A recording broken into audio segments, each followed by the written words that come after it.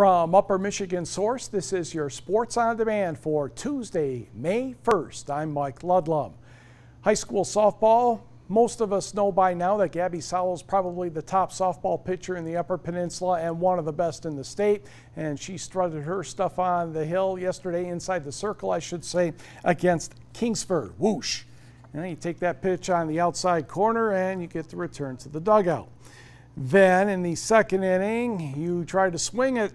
Yep, that didn't work either. Salo on her game as usual.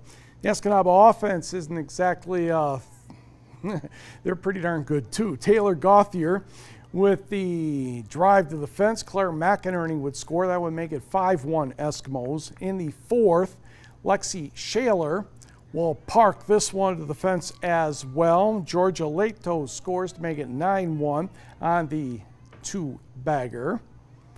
And Maddie Griffin would also put one in to the outfield. That gets another run home. Escanaba won the first game of the doubleheader 11-1. They also won the second game 10-0. And from what I was told, Kingsford didn't get a hit in either game. Sorry, Flivers. Escanaba is still pretty darn good. On the scoreboard, Gladstone took two from Marquette, 18-1 and 4-3.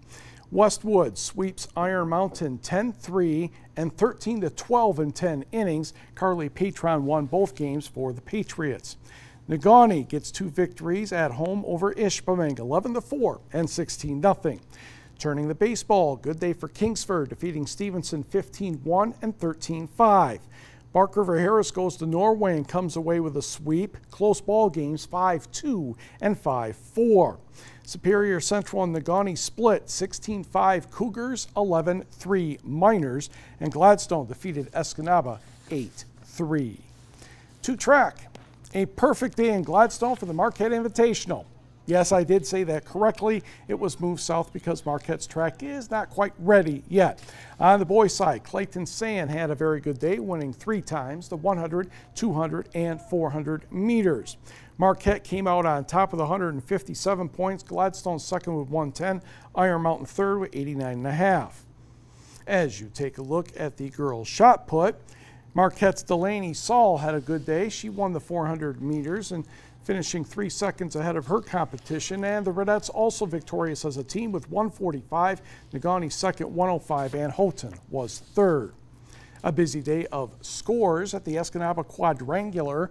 The Kingsford boys were 20 better than Escanaba. Westwood a close third than Ishpeming. For the Flivers, Brad Van Remortel and Liam Guyan won twice. Van Remortel won both hurdles, Guyan the shot put, and discus. Ethan Burke had 3 wins for the Patriots, 100, 400, and long jump. Spencer Giroux won the 1600 and 3200 for Ishpeming. On the girls' side, it was the Flivers also winning 95 points, followed by Ishpeming, Escanaba, and Westwood. The Flivers' Olivia Allen won 3 times, and Tessa Lees had a pair of distance victories for Westwood. Some of the smaller schools were over at North Dickinson for their invitational. The Norway boys were 8 points better than North Central. Northwood Storm, that would be Florence and their friends Niagara, half a point better than Stevenson. Inocencio Stankovic won both hurdles for Norway. Connor Robinson won the 800 and 1600 for North Central. Montel Glover had his usual day for Stevenson, 100, 200, 400, and anchored the 4x400 relay to a win. On the girls' side, it was the Eagles, 16 better than North Dickinson, followed by the Storm and Forest Park. Amanda Starzinski won the 100 and 200 for the Eagles. Brianna Smith took the 8 and 1600 for the Nordics. High school tennis. How windy was it trying to play tennis yesterday in the Upper Peninsula? Well, if you can make those pine trees move like that, that might tell you something. Oh, did you see the ball move on the service toss by Cade Contreras and Munising? He did a nice job to get a point there in the first doubles match. Now let's move to the first singles. Munising's Mason Scheiding against Marquette's Alec Olivier.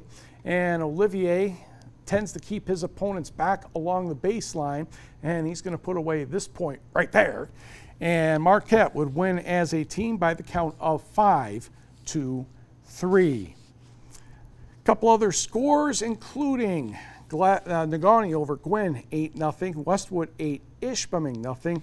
And West Iron County did the same to Iron Mountain. In college golf on the men's side, Kearney NATO's Hunter Eichhorn strikes again. He is the Big East Conference champion playing in South Carolina. He ended up with a 214 or 2 under par over 3 days. So the freshman is the individual champion, and Marquette finished second as a team.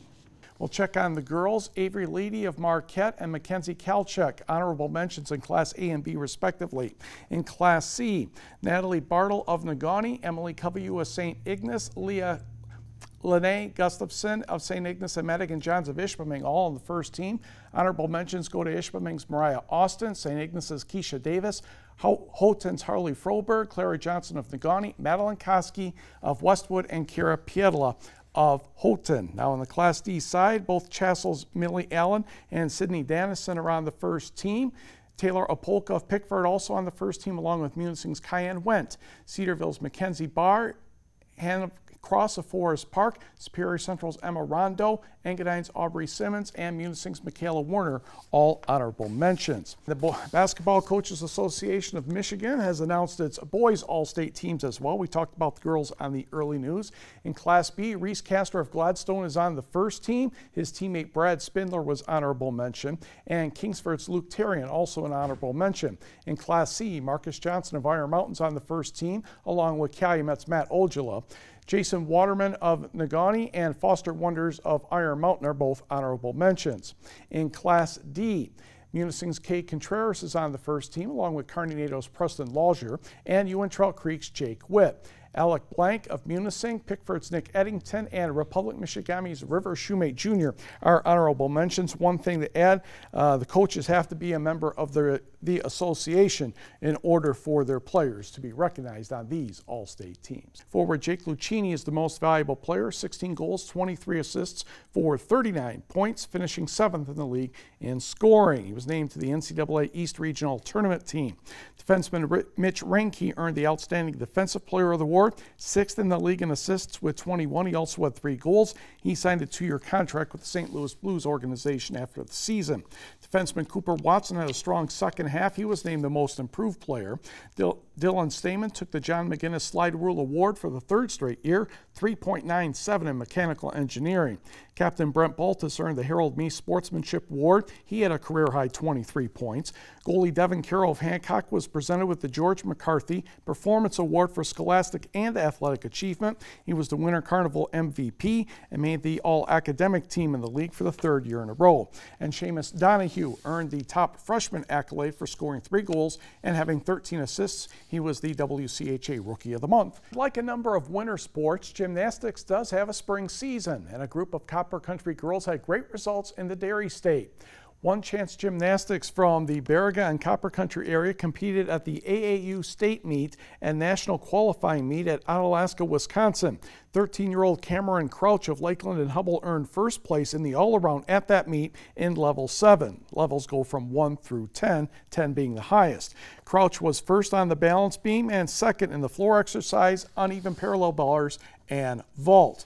Now on her teammates, Riley Erickson was 4th in Level 6, Savannah Osceola 5th in Level 6, Lara Black was 2nd in Level 5, JC Stukel was 2nd in the XL Platinum Division, Delaney Hurd also 2nd in XL Gold, Marissa Hurd 8th in that division as well, Clea Allenketto was 3rd, Sophia Freeman was 10th in XL Gold, Nora Karanen was 4th, and Aubrey Swan was 2nd in the XL Silver Division. Congratulations to all. Michigan Tech's Liz Block is the GLIAC Track Athlete of the Week. She's a junior from St. Clair Shores. She shattered the school record in the 1,500-meter run with a time of just under 4 minutes 30 seconds at the Gina Relays in Hillsdale. This generated a 6th place finish in the championship round of that event. The previous school record was 4 minutes 35.22 seconds, which was set a few years ago by Deidre Irwin. Block also claimed 3rd in the championship section of the Gina Relays in the 800-meter run, just over 2 minutes 12 seconds. She is a Division II provisional qualifier in both events.